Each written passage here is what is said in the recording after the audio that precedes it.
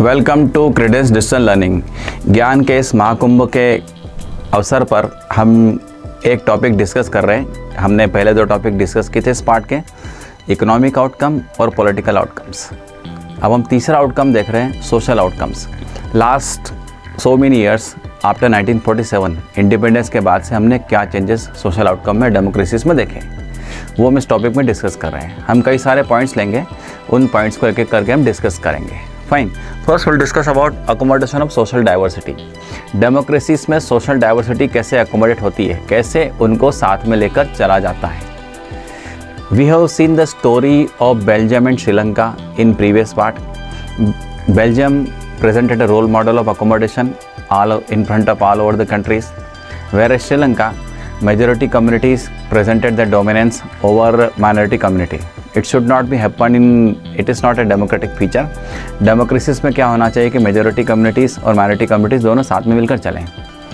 कोई भी equal treatment सरकार की तरफ से लोगों को मिले, that is one of the important aspects of democracy. यही हम democracy से उम्मीद करते हैं।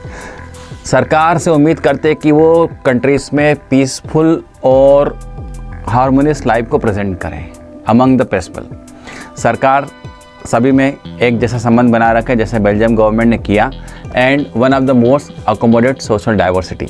जितनी भी डाइवर्सिटी है उनमें डिफरेंसेस तो होंगे, जैसे घर में अलग अलग विचार के लोग रहते हैं तो उनमें डिफरेंसेस होते हैं।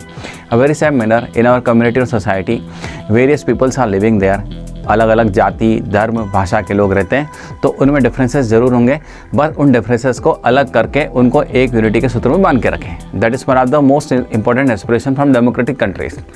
सरकार ने इसको दूर करने के लिए कई सारे सुझाव भी पेश किए। फॉर एग्जांपल, इक्वलिटी कैसे आए, सभी को वोट का अधिकार है, सभी वोट डाल सकते हैं, सबके पास फंडामेंटल राइट्स हैं।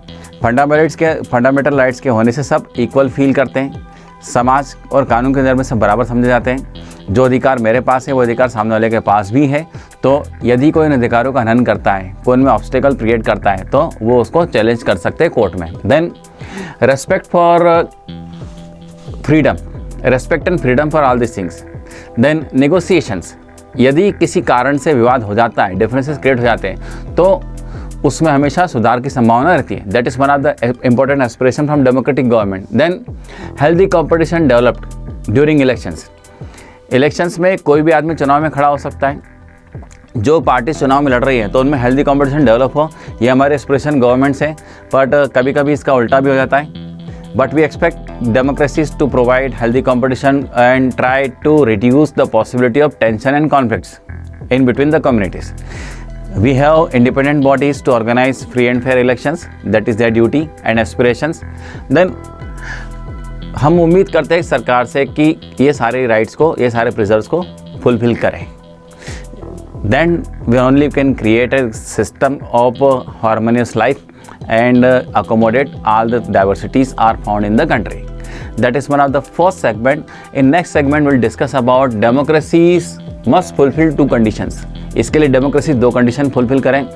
माइनॉरिटी और मेजॉरिटी 2 ग्रुप्स है हमारी कंट्रीज़ में। मेजॉरिटी कम्युनिटीज़ वो है जिनका परसेंटेज ज़्यादा है, माइनॉरिटी कम्युनिटीज़ वो जो टोटल अमाउंट ऑफ पॉपुलेशन में 10% से कम है। तो उनके बीच में कैसे करें? Democracies are simply rule by majority. Democracy is not simply rule by majority. इसका मतलब क्या हुआ कि डेमोक्रेसी केवल मेजॉरिटी का रूल नहीं है।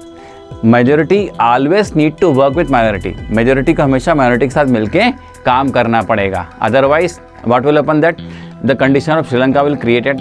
Minority communities raise weapon against the government, जैसा श्रीलंका में हुआ था। It should not be happen in our country, otherwise this will disturb the peace of a country. Country की पीस डिस्टर्ब हो जाएगी। Rule by majority does not mean majority community अगर rule करे तो उसका मतलब ये नहीं होता है कि रूल बाय मेजॉरिटी कम्युनिटी। जैसे हमारे यहाँ पर इलेक्शन का टाइम होता है in terms of religion, caste और communities. What happened that after the election the government is formed, the people belong to various communities are a part of the government.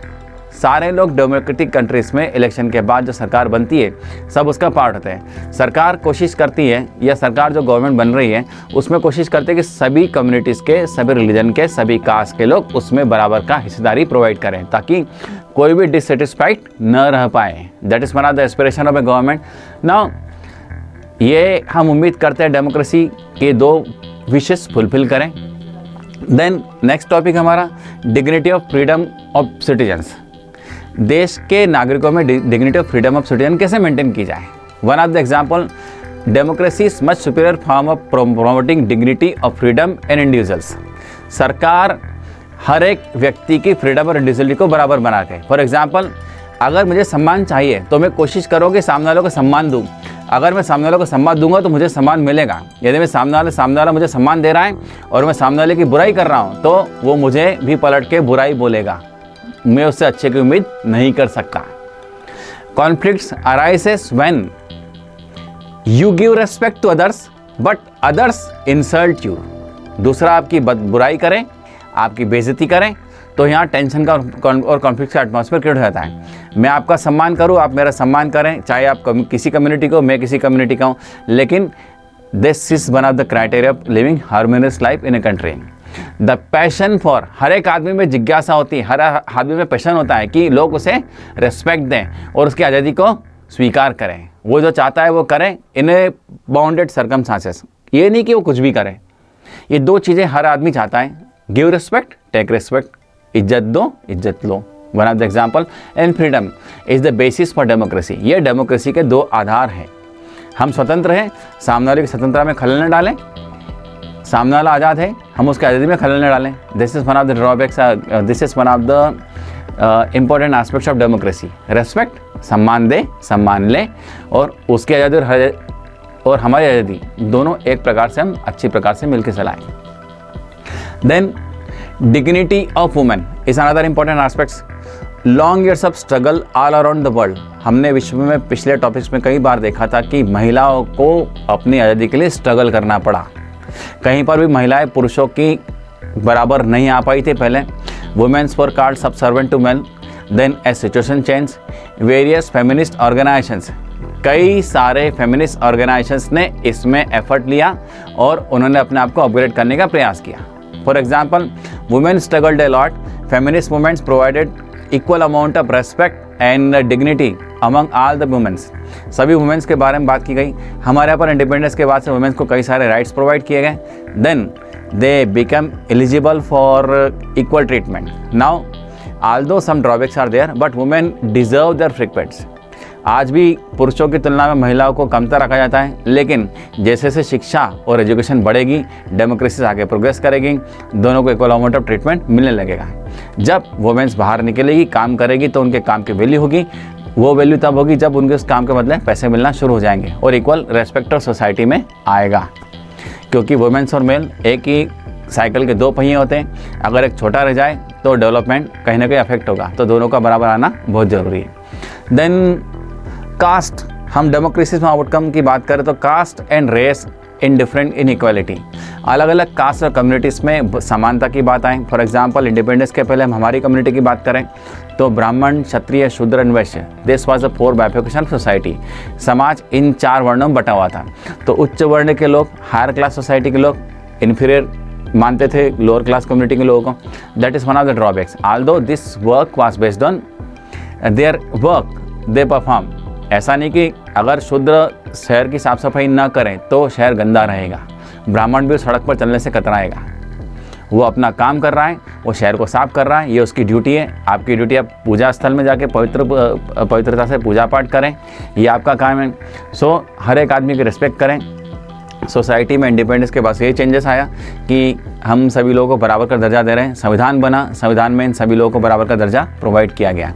वो भी उम्मीद करते हैं कि सारी कम्युनिटीज़, और एक ये तो बात एक कम्युनिटी की हो गई, सारी कम्युनिटीज़ के लोग भी इस प्रकार से कहीं ना कहीं कुछ डिफरेंसेस होते हैं, लेकिन गवर्नमेंट से हम उम्मीद करते हैं कि उन डिफरेंसेस को दूर करें और अकोमोडेट करके सबको साथ में लेकर चलें।